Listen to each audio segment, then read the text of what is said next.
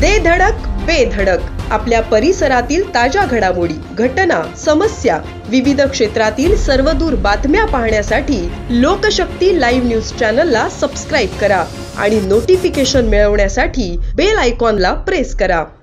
कल्याण सुईफाटा रस्त्यावरून रविवारी पहाटे गोमांसाची तस्करी करणारे वाहन नवी मुंबईतील बजरंग दलाच्या कार्यकर्त्यांनी पकडले। यामध्ये तब्बल 8,800 किलो गोमांस असल्याचे तपासणीत उघड झाले आहे।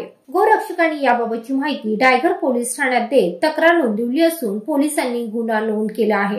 या प्रकरणी तस्करी करणाऱ्या मोहम्मद रुस्तमला पोलिसांनी ताब्यात घेतल्याची माहिती बजरंग दलाचे नवी मुंबई जिल्हा सहसंयोजक तेजस पाटील यांनी दिली।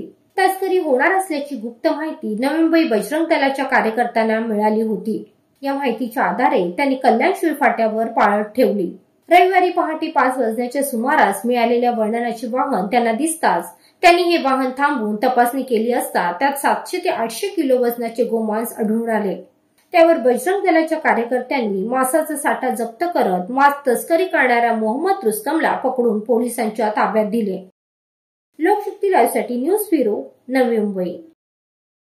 अशाच सच्चाई दर्शवणाऱ्या बातम्या पाहण्यासाठी लोकशक्ती लाईव्ह न्यूज चॅनलला लाईक करा, शेअर करा आणि सबस्क्राईब करा।